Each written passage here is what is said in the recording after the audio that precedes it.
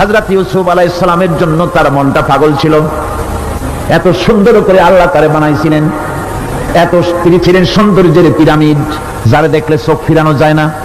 এমন সুন্দর সুপুরুষ যারে দেখি সেই যুগের সুন্দরী যুবতী মেয়েরা রূপের মোহে পড়ে নিজেদের আঙ্গুলগুলি কেটে ফেলে দিয়েছিল।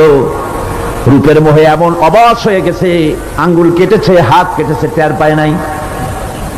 আবার ভুল বুঝবেন না, দুনিয়ার সেরা সুন্দর পুরুষ ইউসুফ আলাইহিস সালাম, তা কিন্তু রাসূলের চাইতে বেশি নয়। হযরত উম্মুল মুমিনিন আয়েশা রাদিয়াল্লাহু তাআলা আনহা তিনি বলেছেন, যেই সব সুন্দরী রমণীরা ইউসুফ আলাইহিস সালামকে দেখে রূপের মোহে পড়ে নিজেদের আঙ্গুলগুলো কেটে ফেলেছিল, ওরা যদি আমার হাবিবকে দেখতো, ওরা যদি আল্লাহ রাসূলকে দেখতো, তাহলে হাত কাটতে কাটতে কোন ফাঁকে দিয়ে কলিজা কেটে ফেলে দিত, ওরা টের পেত না। সূরা ইউসুফের চাইতে এত সুন্দর উপাখ্যান গোটা পৃথিবীতে আর নাই। সুবহানাল্লাহ। অনেকে ইউসুফ জুলাইখার কিসসা খুব মজা করে পড়ে, ফুর্তি করে, প্রেমের গল্প পড়ে। এটা কোনো প্রেমের গল্প নয়। ইউসুফ আলাইহিস সালাম জুলাইখা ইউসুফ আলাইহিস সালামের জন্য কাঁদতে কাঁদতে চোখ কানা হয়ে গেছে। এরপর ইউসুফ আলাইহিস সালাম জুলাইখারে পাওয়ার জন্য পাগল হয়ে গেছে। নাউজুবিল্লাহ, এটা হয়নি কখনো। তিনি আল্লাহর পয়গম্বর, আর আল্লাহ কেমনি তারে বাঁচিয়েছেন। যখন জুলাইখা ঘরের ভিতরে সুন্দর করে যৌন উন্মাদনামূলক চিত্র অঙ্কিত করে ঘরের মধ্যে আটকায় দিয়েছে, তালা লাগায় দিয়েছে, আর নিজে যৌন উদ্দীপক কাপড় চোপড় পরেছে না পরার মতোই, সে যুগের সুন্দরী মেয়ে জুলাইখা। তার কুপ্রবৃত্তিকে চরিতার্থ করার জন্য আহ্বান করা হয়েছে। হযরত ইউসুফ আলাইহিস সালাম লক্ষ্য করে দেখলেন এমন জায়গায় এখান থেকে পালাবার তো পথ নাই, দরজা বন্ধ করে দিয়েছে। তিনি শুরু তখন কেবলমাত্র আল্লাহ রব্বুল আলামিনকে ভয় করলেন। আল্লাহকে ভয় করে আল্লাহর নাম নিয়ে যখন তালাবদ্ধ দরজার দিকে দৌড় দিয়েছেন, আল্লাহ রব্বুল আলামিন আপন কুদরতে তালাগুলি খুলে দরজা তার জন্য উন্মুক্ত করে দিলেন। হযরত ইয়াকুব আলাইহিস সালাম কলিজার টুকরা সন্তান হযরত ইউসুফ আলাইহিস সালামের জন্য তার মনটা পাগল ছিল। আমার বন্ধুগণ, হযরত আইয়ুব আলাইহিস সালাম সন্তানের মায়া, অন্যান্য ভাইরা হিংসায় পড়ে গেল, তারা নিয়ে তাকে কুয়ায় ফেলে দিল। সেখান থেকে তারা একটা ছাগল বা কোনো পশু জবাই করে তার রক্ত মাখাইয়া জামায়ানে হাজির করে দিল। হযরত ইয়াকুব আলাইহিস সালামের সামনে যে তারে নিয়ে খেলা করতে গিয়েছিলাম, আমরা খেলায় লিপ্ত ছিলাম, বাগে খাইয়া ফেলাইছে। এগুলি কি গপ্প? এগুলি কি কোরআন? আল্লাহ পাক শোনাচ্ছেন, বিশ্ববাসীকে শোনাইছেন। ইউসুফ আলাইহিস সালামকে থালায় দিয়ে এভাবে করে কাপড় এনে দিল তার সামনে, রক্তমাখা কাপড় পেয়ে হযরত ইয়াকুব আলাইহিস সালাম সন্তানদের মুখে কাহিনী শুনে তিনি কি বললেন? কোরআনে কারীমটা কোট করেছে, তিনি চিক দিলেন না, ফাল দিলেন না, ফিট হয়ে পড়লেন না। তিনি বললেন, কলিজার টুকরা সন্তান তার মরার খবর শুনেছেন। তিনি বললেন কি? ফাসাবরুন জামিলুন ওয়াল্লাহুল মুস্তাআনু আলা মা তাসিফুন। আমি উত্তম সবর অবলম্বন করব। তোমরা যে কাহিনী রচনা করেছো এর বেলায় আমি আল্লাহর কাছে সাহায্য চাই। আমি উত্তম সবর অবলম্বন করব। আমার ভাইরা 11 ভাই মনে করেছিল ইউসুফ আলাইহিস সালামকে মরণ কুয়ায় ফেলাই দিছি। তারা তো ঠিক পায় নাই, এটা মরণ কুয়া না, এটা হচ্ছে একটা সুড়ঙ্গ, যাকে ইংরেজিতে বলে টানেল। এটা এমন একটা সুড়ঙ্গ, ওরা মনে করেছে মরণ কুয়া। কিন্তু আল্লাহ রাব্বুল আলামিন এই কুয়াতে এমন বানালেন, ওরা একদিকে ফেলাই দিল মরণ কুয়ায়, এই কুয়ার আর এক মুখ দিয়া আল্লাহ রাব্বুল আলামিন ইউসুফ আলাইহিস সালামকে নিয়ে মিশরের সিংহাসনে বসায়া দিলেন। এটা মরণ কুয়া নয়, এটা রাজ সিংহাসনে বসার সুড়ঙ্গ পথ। ইউসুফ আলাইহিস সালাম আজ প্রেসিডেন্ট, সুবহানাল্লাহ, প্রেসিডেন্ট হয়ে বসে আছেন। ওদিকে কেনানে অভাব লেগে গেছে, সেখানকার মানুষেরা সাহায্য নিতে এসেছে। ওই 11 ভাইও আসছে। হযরত ইউসুফ আলাইহিস সালাম দেখি চিনে ফেলেছে, ওরা কিন্তু তখনও ঠিক পায় নাই। হযরত ইউসুফ আলাইহিস সালাম চিনে ফেলেছেন। এখন কি করা উচিত? সবগুলাকে ঠ্যাং উপরের দিকে উঠাইয়া তারপরে সমানে ধোলাই দেওয়া হইতো স্বাভাবিক ছিল, আমাদের মতো মানুষ হইলে, ঠিক কিনা? ঠিক তো বলবেনি, অভ্যাস তো এটাই। হযরত ইউসুফ আলাইহিস সালাম তাদের সামনে পরিচয় দিলেন। তারা যখন বুঝতে পারল, লজ্জায় তাদের মাথা হেট হয়ে গেল। হযরত কাব এক তো লজ্জা আর 2 নম্বরের ভয়, জান নিয়ে কেনানে কেউ ফিরে যাইতে পারবো না। এখন অবস্থা হয়েছে যে জীবনই যায় নাকি এখানে। হযরত ইউসুফ আলাইহিস সালাম ভাইদের এই করুণ অবস্থা বুঝতে পারলেন, বুঝে চরণ ধৈর্য ধরে তিনি কি বললেন? তিনি বললেন, লা তাসরিবা আলাইকুমুল ইয়াউম, ও ভাইরা, তোমাদের বিরুদ্ধে আমার কোনো ক্ষোভ নাই, দুঃখ নাই, বিদ্বেষ নাই, হিংসা নাই, আল্লাহর রাস্তে মাফ করে দিলাম। সুবহানাল্লাহ। এর নাম পয়গম্বর। এর নাম কি? পয়গম্বর। কিসের লেনিন, কিসের মার্কস? জওয়ানেরা, ভুল পথে মানুষ চলেছিল, আলহামদুলিল্লাহ আল্লাহ এগুলারে ডাস্টবিনে ভালাই দিছে, কারণ আলহামদুলিল্লাহ। আলহামদুলিল্লাহ। পয়গম্বর কারে বলে? কারে বলে পয়গম্বর? কি চরিত্র! রাসূল করিম সাল্লাল্লাহু আলাইহি ওয়াসাল্লাম তাকে একজন সাহাবী বলছিলেন, হুজুর বলছেন এই কামটা করলা না কেন? সাহাবী বললেন, হুজুর আপনি যদি চোখের ইশারায় বলতেন মুখ দিয়ে না কইয়া, তাও তো আমি কামটা করে ফেলতাম, আমি তো বুঝি নাই। হুজুর বললেন, চোখের ঠারে ঠারে কাজ করা নবুয়তের শান নয়। আল ওয়াদুহু ওয়াস সারাহা, নবীরা যা করেন তা ডাইরেক্ট, কোনো বক্রতা নাই, স্পষ্ট কথা। আমার ভাইরা, হযরত ইউসুফ আলাইহিস সালাম বিনিয়ামিনকে কাছে নিয়ে পরিচয় দিলেন তার ভাইদের সামনে। কোরআনে কারীম বলছে, ক্বালা আনা ইউসুফ ওয়া হাদা আখি قد من الله علينا إنه من يتقي ويصبر فإن الله لا يضيع أجر المحسنين। আমি ইউসুফ আর এই হচ্ছে আমার ভাই। আল্লাহ আমাদের উপর ইহসান করেছেন। প্রকৃতপক্ষে যারা আল্লাহকে ভয় করে এবং সবর ইখতিয়ার করে, আল্লাহ এভাবে তাদেরকে তাদের আমলকে নিষ্ফল হতে দেন না। আমার এই জামাটা নিয়ে যাও। হযরত ইয়াকুব আলাইহিস সালাম কলিজার টুকরা সন্তান ইউসুফ আলাইহিস সালামের বিরহ যন্ত্রণায় ছেলেকে কতদিন দেখে না, কাঁদতে কাঁদতে চোখ দুটো অন্ধ হয়ে গেছে। মিশর থেকে কেনানের দিকে জামা রওনা হয়েছে। কোথায় মিশর, কোথায় কেনান?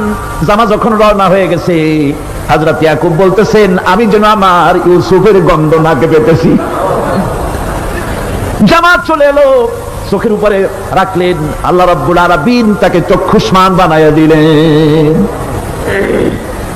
ভাইরা আমার, পয়গম্বরেরা সবর করে গোটা দুনিয়ার মানুষের সামনে দৃষ্টান্ত সেট করেছেন সবর কারে কয়।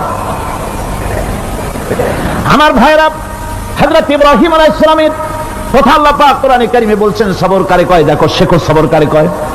আল্লাহ পাক বললেন, ইব্রাহিম তোমার বিবি আর তোমার নবজাতক এই সন্তানকে রেখে আসো মক্কা নগরীতে।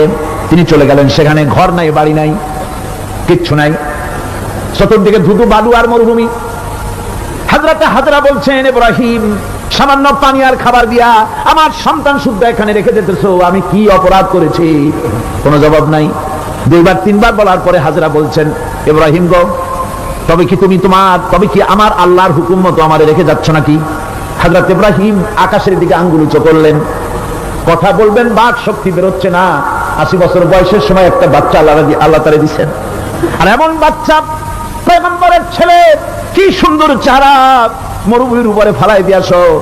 ফালাই দিয়ে রওনা হয়ে যাচ্ছেন, মুখ দিয়া কথা সরছে না, আকাশের দিকে দেখালেন। হযরত হাজরা বুঝতে পারলেন।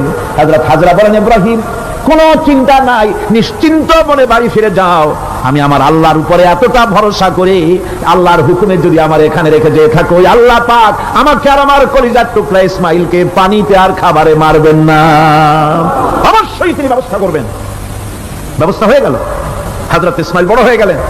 আল্লাহ পাক অর্ডার করলেন, জবাহ করো ছেলেকে।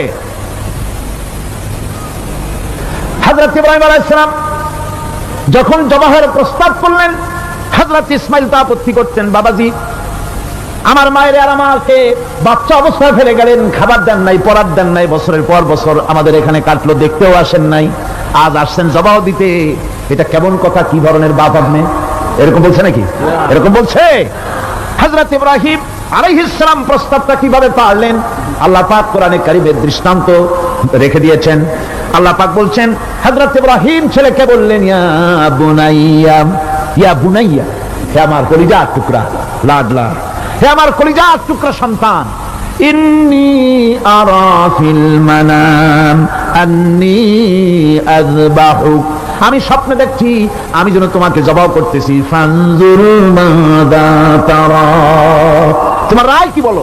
আমি তো স্বপ্নে দেখছি যে আমি তোমার জবাব করতেছি, এখন তোমার রায় কি, তোমার মত কি? হযরত ইসমাঈল আলাইহিস সালাম শুনিয়া দিলেন দৌড়, নাকি না?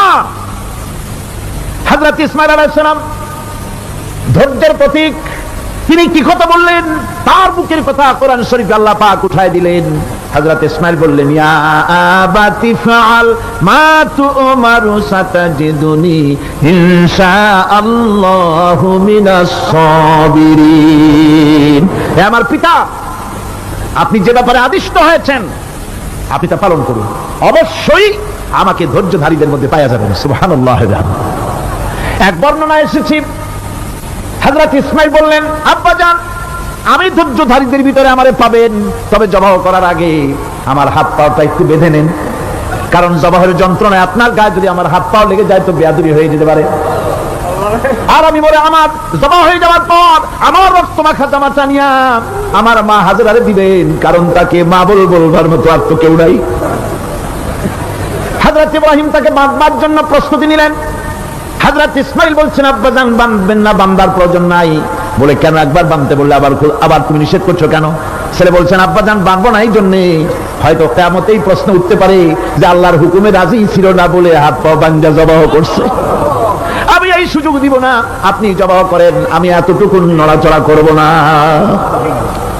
ধৈর্যের চরম প্রতীক হযরতে ইসমাঈল আলাইহিস সালাম দেখাই দিয়েছেন ধৈর্য কারে কয়।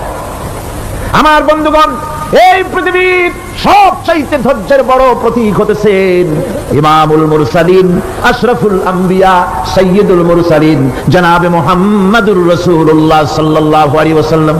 আমার বন্ধুগণ, সবচাইতে বড় ধৈর্যের প্রতীক তিনি। কাউকে একটা গালি দেন নাই জীবনে, কাউকে ঠাট্টা করেন নাই, কাউকে মারেন নাই, কারো মনে দুঃখ দেন নাই। তিনি দুঃখ পেয়েছেন, তিনি কাউকে দুঃখ দেন নাই। তিনি কষ্ট পেয়েছেন, কাউকে কষ্ট দেন নাই। আমার ভাইরা, তায়েফের ময়দান, আমার নিজের চোখে তায়েফে যেদিন আমি তায়েফ দেখলাম, আমি তায়েফে ঢুকেছি, জীবনে কোনোদিন যাই নাই। রমজান মুবারকে আমি সেখানে গেলাম, আমাকে বসার জন্য তারা নিয়ে যাবে। আমি বললাম আগে বসবো না, আমারে আগে নিয়ে যাও, আমার নবীকে কোন জায়গায় ওরা মেরেছিল সেই জায়গাটা দেখাও। তায়েফের সেই গলিতে যখন আমি গেছি, দুই দিকে পাহাড় দাঁড়ানো, তায়েফের লোক আমার সাথে ছিল, তারা বলল এই জায়গাটা প্রথম যেখানে চতুর্দিক থেকে নবীজিকে পাথর মারছিল আর আল্লাহর নবী বেহুশ হয়ে পড়ে গিয়েছিলেন। 3টা দিন না খাওয়া, হযরতে খাদিজা নাই, আবু তালিব নাই, মক্কায় জায়গা নাই পা রাখার। নবীজি 3টা দিন ঘুরলেন। নেতারা বলল, তুমি যদি নবী হবে তো এতিম হলে কেন? আল্লাহ নবী বানাবার জন্য কি একটা ধনী মানুষ পায় না? তোমার মতো এতিম আর গরিবের নবী বানাইলো কেন? আল্লাহ নবী 3 দিন পর যখন দেখলেন কেউ দাওয়াত শোনে না, কেউ মানে না, কেউ গ্রহণ করে না, তখন তিনি নেতাদের অনুরোধ করলেন, ঠিক আছে দাওয়াত তো কবুল করলা না, তবে একটা কাজ করো, অন্তত আমি যে তায়েফে আসছিলাম এই খবরটা মক্কায় দিও না, ওরা আরো অত্যাচার বাড়াই দেবে। এই কাফিরগুলি খবর তো মক্কায় পাঠালো আর সমস্ত যুবকদেরকে লেলিয়ে দিল। যুবকেরা চতুর্দিকে দাঁড়াইছে, রাসূলকে পাথর মারা শুরু করে দিল। আমি যখন রেল লাইনের থেকে হাঁটি, যখন রেল লাইন কোন সময় দেখি, রেলের পাথরগুলি, রেল লাইনের পাথরগুলি দেখলে আমার মাথায় যেন কেন তাইফের কথা মনে এসে যায়। আরে মানুষের গায়ে পাথর মারলে কি অবস্থার সৃষ্টি হয়! পাথর নূরের শরীর, রহমতের শরীর, কিটি কিটি রক্ত ঝরছে। নবীজিকে জোর করে উঠায়া জবরদস্তি করে হাঁটার জন্য তারা ধাক্কা মারতেছে। আবার কিছুদিন গিয়ে নবীজি আবার বেহুশ হয়ে পড়েছেন, এইখান থেকে আবার উঠাইছে, আবার ধাক্কা মারতেছে। 3 নম্বরের আর একটা জায়গা আছে যেখানে ভাঙ্গা একটা মসজিদ। তাইফের লোকেরা আমাকে বলল এই জায়গাটা হলো শেষ জায়গা যেখানে রাসূল করিম 3য়বারের মতো বেহুশ হয়েছিলেন, এখানেই হুজুরের রক্ত ঝরেছে বেশি। 2 রাকাত নামাজ পড়লাম, সিজদায় পড়ে এমন কান্না কাল্লাম আল্লাহর কাছে। নবীজি যখন হুঁশ এসেছে, হযরতে জিবরাইল বলেন, ইয়া রাসূলুল্লাহ, আপনার এই কষ্ট দেখে ফেরেশতারা কাঁদতেছে, আপনি অনুমতি দিয়ে দেন এই 2 পাহাড়কে মিলাইয়া সমস্ত তায়েফবাসী কাফেরগুলি মাটির সাথে মিশাইয়া দেই। নবীজি বললেন, জিবরাইল আমি যদি হুকুম করি আর আমার হুকুম মতো যদি এই কাম করো, একটা কাফেরও যদি না বাঁচে তাহলে কার মুখে পৌঁছাবো লা ইলাহা ইল্লাল্লাহু মুহাম্মাদুর রাসূলুল্লাহ। আমার ভাইরা, হুজুর সাল্লাল্লাহু আলাইহি ওয়াসাল্লাম উঠে বসলেন। এমন সময় হযরতে যায়েদ শরীরের রক্তগুলি মুছে দিতেছেন। হুজুর সাল্লাল্লাহু আলাইহি ওয়াসাল্লাম বসে দুইখানা হাত উত্তোলন করলেন। নবীজির চোখ থেকে পানি গড়ায় পড়তেছে। আরে কেউ নাই, আল্লাহ ছাড়া কেউ নাই সাহায্য করার। নবীজি হাত তুলে মোনাজাত করতেছেন, চোখ দিয়া পানি পড়ে দাড়ি ভিজে পড়তেছে, গায়ে দিয়া রক্ত ঝরতেছে। নবীজি কি দোয়াটা করলেন? বদদোয়া করলেন না, গজব দিতে বললেন না। নবীজি দোয়া করলেন, রব্বুল আলামিন, এই তায়েফের লোকেরা আজকে আমার সাথে যে ব্যবহারটা করেছে, ওরা বোঝে নাই যে আমি তোমার নবী, ওরা বোঝে নাই যে আমি তোমার রাসূল, না বুঝে আমার উপরে যে অত্যাচারটা করলো, আল্লাহ তুমি এই জন্য রাগ করে এই তায়েফে তুমি গজব দিও না। আল্লাহ পাক পরবর্তী সময় হুজুরকে স্মরণ করাই দিলেন, ওয়া মা আরসালনাকা ইল্লা রাহমাতাল লিল আলামিন। ও নবী, আপনি হচ্ছেন আমার সমস্ত সৃষ্টি জগতের জন্য, আপনি আমার রহমত, আমার গোটা বিশ্বের জন্য আপনার, আমার সৃষ্টি জগতের জন্য আপনি আমার করুণা। একটা লোক রাসূলের এই কষ্ট দেখে বাগান থেকে এক গ্লাস আঙ্গুরের শরবত এনে হাজির করেছে। এত কষ্টের পর 3 দিনের না খাওয়া আঙ্গুরের একটা শরবত পাইয়া হুজুর খুব খুশি হলেন। শরবত গ্লাস পান করে হুজুর বলছেন, তোমার নাম না আত্তাস? তিনি বলছেন, হ্যাঁ হুজুর, আমার নাম আত্তাস। তোমার বাড়ি না ইউনূস আলাইহিস সালামের গ্রামে? বলে, হ্যাঁ আমার বাড়ি সেই গ্রামে। তা আপনি কি করে জানলেন আমার নাম আত্তাস আর আমার বাড়ি ইউনূস আলাইহিস সালামের গ্রামে? আপনি জানলেন কি করে? হুজুর বললেন, আমি নবী, হযরত ইউনূস নবী, একজন নবীর খবর আর একজন নবীর কাছে থাকে। রাসূল করিম সাল্লাল্লাহু আলাইহি ওয়াসাল্লাম সবর ইখতিয়ার করেছিলেন, ধৈর্য অবলম্বন করেছিলেন, আর আল্লাহ পাক তাকে নির্দেশ করেছেন, সবর করো।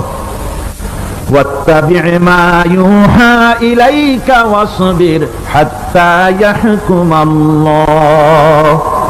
তুমি কেবল সেই জিনিসের অনুসরণ করো যা আমি তোমার প্রতি অবতীর্ণ করেছি, আমি আপনার উপরে যেটা অবতীর্ণ করেছি ওটার অনুসরণ করুন, আর সবর ইখতিয়ার করুন যতক্ষণ না আল্লাহর পক্ষ থেকে চূড়ান্ত ফয়সালা না আসে। ধৈর্য ধরুন, ধৈর্য ধরুন। আমার ভাইরা, কাফেরদের নির্যাতনের মোকাবেলায় আল্লাহ পাক তার হাবিবকে সান্ত্বনা দিয়েছেন। যখন কাফেররা নির্যাতন করতেছে, হারে হযরতে বেলাল নির্যাতিত, হযরতে সুমাইয়া নির্যাতিতা, হযরতে খাব্বাব, হযরতে খুবাইব, হযরতে আম্মার রিদওয়ানুল্লাহি তাআলা আলাইহিম আজমাইন, এত মার হতেছে। হযরত ওমর হযরতে খাব্বাব রাদিয়াল্লাহু তাআলা আনহুকে খোলা গায়ে দেখে বলছিলেন, খাব্বাব রে, তোমার পিঠে এত গর্ত কেন? এত গর্তওয়ালা পিঠ তো আমি মানুষের দেখি নাই, এত চিকুন কোমরওয়ালা মানুষের তো দেখি নাই। তিনি বলেছেন, ওমর তুমি কি ভুলে গেছো? ইসলাম কবুল করার অপরাধী কাফির বেঈমানেরা আগুন জ্বালায়া আংটা আগুনের উপরে আমাকে চিৎ করে শোয়াছে, আমি যেন নড়াচড়া করতে না পারি সেজন্য আমার বুকের উপরে পাথর চাপা দিয়ে রেখেছিল। গায়ের চর্বি আর রক্ত গলে গলে পড়ে আগুন নিভেছে, আর আগুন গোশত পুড়ে যে পিঠের মধ্যে প্রবেশ করেছিল আজও পর্যন্ত পিঠের সেই গর্ত সেরে যায় নাই। এভাবে অত্যাচার হচ্ছিল সাহাবীদের উপরে। আল্লাহ রাব্বুল আলামিন তার হাবিবকে সান্ত্বনা দিলেন, واصبر وما صبرك إلا بالله ولا تحزن عليهم ولا تك في ضيق مما يمكرون। হে রাসূল, সবরের সাথে কাজ করতে থাকুন। আপনার এই সবরের তৌফিক তো আল্লাহই দিয়েছেন, আর ওদের সমস্ত ষড়যন্ত্র, ওদের অপকৌশলে আপনি দুঃখিত হবেন না, চিন্তা করবেন না, ভারাক্রান্ত হবেন না, আপনি নিশ্চিত থাকুন। ওয়াসবির লিহুকমি রাব্বিকা ফাইন্নাকা বিআয়ুনিনা। হে নবী, আপনার রবের চূড়ান্ত ফয়সালা আসা পর্যন্ত ধৈর্য ধারণ করুন। আপনি তো আমার চোখের সামনে। সুবহানাল্লাহ, সুবহানাল্লাহ। আপনি আমার চোখের সামনে, কে আপনাকে কি করবে আমি দেখব না? সুবহানাল্লাহ। মন্ত্রী যদি, এই সলিমুদ্দিন মার্কা মন্ত্রী যত আছে, এই মন্ত্রীরা যদি দেখাতে ভয় কিসের? আমি তোকে দেখছি না, সাহসটা কেমন বাড়ে, কেমন বাড়ে সাহস। আরে কোন মন্ত্রী ছাতা মাতা না, কোন প্রেসিডেন্ট রাজা বাদশা না, আকাশ আর জমিনের মালিক আমার আল্লাহ রাব্বুল আলামিন বলছেন, হাবিব কোন চিন্তা নাই, আপনি আমার চোখের সামনে। ওরা চায় আপনাকে দুনিয়া থেকে মিটাই দিতে, আর আমি চাই ওরাফানা লাকা যিকরাক, আপনার প্রশংসা তো হবে গোটা বিশ্ব জুড়ে। সর্বত্র ছড়িয়ে যাবে আপনার নাম। সুবহানাল্লাহ। আল্লাহ পাক অন্যত্র বলেছেন, وَلَقَدْ كُذِّبَتْ رُسُلٌ مِّن قَبْلِكَ فَصَبَرُوا عَلَى مَا كُذِّبُوا وَأُوذُوا حَتَّى أَتَاهُمْ نَصْرُنَا। হে মুহাম্মদ সাল্লাল্লাহু আলাইহি ওয়াসাল্লাম, আপনার পূর্বে অসংখ্য নবী রাসূল এই পৃথিবীতে আসছে এবং জুলুম আর নির্যাতনের শিকার তারা হয়েছেন। অবশেষে তাদের প্রতি আল্লাহর সাহায্য এসেছে। সুতরাং আপনাকেও ধৈর্য ধারণ করতে হবে। ধৈর্য ছাড়া কোনো পথ নাই। ধৈর্য আপনাকে ধারণ করতেই হবে। আর এই ধৈর্য ধারণ করলে পরে আল্লাহর চূড়ান্ত ফয়সালা আসবে, তখন আল্লাহ পাক মেহেরবানি করবে। আমার ভাইরা, এই ধৈর্য পৃথিবীর সমস্ত পয়গম্বররা ধৈর্য অবলম্বন করেছেন, কখনো অধৈর্য হন নাই। দিন কায়েমের সংগ্রামে নবী রাসূলগণ দারুণ ভাবে সবর ইখতিয়ার করেছেন। বৃদ্ধবাদীদের সকল রকমের নির্যাতন, অপকৌশল, ষড়যন্ত্র, এই সব কিছু মোকাবেলা করেছেন ধৈর্যের নীতি অবলম্বন করি। কখনো ধৈর্যচ্যুতি তাদের মধ্যে ঘটেনি। বরং আল্লাহ রাব্বুল আলামিন তাদের প্রতি সন্তুষ্ট হয়েছেন। যারা এই ধৈর্য ধরেছে তাদের উপরে সন্তুষ্ট হয়ে আল্লাহ রাব্বুল আলামিন বলেছেন, ওয়া কাআইয়্যিম মিন নাবিয়্যিন কাতালা মাআহু রিব্বিয়ুন কাসীর। এর আগে অনেক নবী এসেছিলেন যাদের সাথে বহু আল্লাহওয়ালা লোক লড়াই করেছেন। ফামা ওয়াহানু লিমা আসাবাহুম ফি সাবিলিল্লাহি ওয়া মা যাফু ওয়া মাস্তাকানু। আল্লাহর পথে তাদের উপর যত বিপদ এসেছিল তারা হতাশ হয়ে পড়েন নাই, দুর্বলতা দেখাননি, বাতিলের সামনে মাথাও নত করেন। ওয়াল্লাহু ইউহিব্বুস সাবিরিন। আর আল্লাহ পাক ধৈর্যশীল যারা, তাদেরকে আল্লাহ পাক ভালোবাসেন। আমার ভাইরা, ধৈর্যের পরিচয় রাসূল করিম সাল্লাল্লাহু আলাইহি ওয়াসাল্লাম উহুদের ময়দানে যখন আক্রান্ত হয়ে গেলেন, চতুর্দিকে কাফেররা ঘিরে ধরেছে, বাঁচার কোনো পথ নাই। সাহাবায়ে কিরাম রাসূলকে পাহারা দিলেন। যারা রাসূলকে পাহারা দিতে দাঁড়ায়ছেন, জীবন দিয়া পাহারা দিতে দাঁড়ায় গেছে, রাসূলের দিকে মুখ দিয়া, পিঠটা বাইরের দিকে দিয়ে রাসূলকে পাহারা দেওয়া শুরু করেছেন। হুজুরকে পাহারা দিতে যারা দাঁড়িয়েছিলেন, কাফের কর্তৃক নিক্ষিপ্ত কি তীরগুলি এসে যখন বিঁধতেছিল, শুধু একজন সাহাবী হযরত তালহার পিঠের ভিতরে রাসূলকে হেফাজতের জন্য 80টা তীর একজনের পিঠের মধ্যে গিয়ে গেছে। এক অসতর্ক মুহূর্তে নবীজির জানদান মোবারক শহীদ হয়ে গেল, শিরস্ত্রাণ ভেঙে গেল, লোহার কড়া প্রবিষ্ট হয়ে গেল কপালের ভিতরে। হুজুর মাথা ঘুরে পড়ে গেলেন। হযরত আবু উবাইদা রাদিয়াল্লাহু তাআলা আনহু হুজুরের মস্তক মোবারককে কোলে করে নিয়ে তারপরে বহু কষ্ট করে মাথা থেকে লোহার কড়া বের করলেন। এবার ওই কড়ার ছিদ্র দিয়ে রক্ত আসতেছে, মুখ দিয়ে রক্ত পড়তেছে, দাড়ি ভিজে যাচ্ছে। বুখারী শরীফে এসেছে, আল্লাহর নবী দুইখানা হাত নিজের চেহারার উপরে মলে আনে টাটকা রক্ত চোখের সামনে দেখে বলছেন, আহারে, এই কওমের হালাত কি করে হবে, এই কওমের মুক্তি কি করে হবে, এই কওমের নাজাত কি করে হবে, যে কওম তার নবীর চেহারা রক্ত দিয়ে আল্লাহ বাড়াইয়া দিল। নবীজি বললেন, আল্লাহুম্মা গফিরলি কওমি ফাইন্নাহুম লা ইয়ালামুন। আয় আল্লাহ পাক, আমার এই কওম বুঝতে পারে না, ওদেরকে মাফ করে দাও। খবর ছড়িয়ে গেল নবীজি শহীদ হয়ে গিয়েছেন। খবর ছড়িয়ে গেল চতুর্দিকে, মদিনায় খবর ছড়িয়ে গেল। মানুষ পাগলের মতো দৌড়ানো শুরু করে দিল। এক মেয়ে লোক দৌড়াচ্ছে উহুদের দিকে। কয়েকজন সাহাবীর সঙ্গে দেখা, তারা জিজ্ঞেস করলেন, দৌড়াও কেন মহিলা, যাও কই? কয় উহুদের দিকে যেতেছি। কয় যায় তো কোনো লাভ নাই, যেহেতু তোমার যে স্বামী এসেছিলেন জিহাদের ময়দানে তিনি তো শহীদ হয়ে গেছেন। মহিলা বলতেছে, কে শহীদ হয়েছে শুনতে চাই না, আগে বলো নবীজি কেমন আছে। আবার কিছুক্ষণ পর আর কয়েকজনের সঙ্গে দেখা, তারা বলছে, মেয়ে লোক দৌড়াও কই? যাচ্ছি উহুদের দিকে। তারা বলছেন যে কোনো লাভ নাই, তোমার যে দুইটা কলিজার টুকরা সন্তান উহুদে এসেছিল, দুটোই শহীদ হয়ে গেছে। মা বলতেছি, ও সাহাবী, কে শহীদ হয়েছে শুনতে চাই না, তাড়াতাড়ি করে বলো আল্লাহর নবী মুহাম্মদুর রাসূলুল্লাহ সাল্লাল্লাহু আলাইহি ওয়াসাল্লাম কেমন আছেন। দৌড়াতে দৌড়াতে উহুদের মাঠে সাহাবায়ে কিরাম পরিবেষ্টিত আল্লাহর নবীর কাছে গিয়ে হুজুরের জীবিত চেহারা মোবারকের দিকে তাকায়া মেয়ে লোকটি কাঁদতেছে আর বলতেছে, ইয়া রাসূলুল্লাহ, আমার স্বামী মরা শোক, আমার কলিজার টুকরা দুইটা সন্তান মরা শোক আমার কলিজা থেকে মুছে গেছে, আপনি বেঁচে আছেন, তামাম মুসলমানদের চাইতে বড় সান্ত্বনার রায়। ভাইরা আমার, রাসূল করিম সাল্লাল্লাহু আলাইহি ওয়াসাল্লাম এভাবে করে ধৈর্যের পরিচয় দিয়েছেন। গালাগালি দেন নাই, রাগ করেন নাই, বদদোয়া করেন নাই। সুবহানাল্লাহ কোন, সুবহানাল্লাহ। ভাইরা আমার, এই সবর এমন মহান বৈশিষ্ট্য, এর মধ্যে রয়েছে জিহাদের ময়দানে যদি লোক কম হয় আর যদি তাদের মধ্যে সবর থাকে, বেশি সংখ্যক লোকের উপরে আল্লাহ পাক সবরকারীদেরকে বিজয়ী করে দিবেন। কোরআনে কারীমে রব্বুল আলামিন বলেন, কাম মিন ফিয়াতিন কালিলাতিন গালাবাত ফিআতান কাসীরাতাম বিইযনিল্লাহ ওয়াল্লাহু মা'আস সাবিরিন। এমন ঘটনার বহু নজির আছে যে কম সংখ্যক লোকেদের উপরে আল্লাহ পাক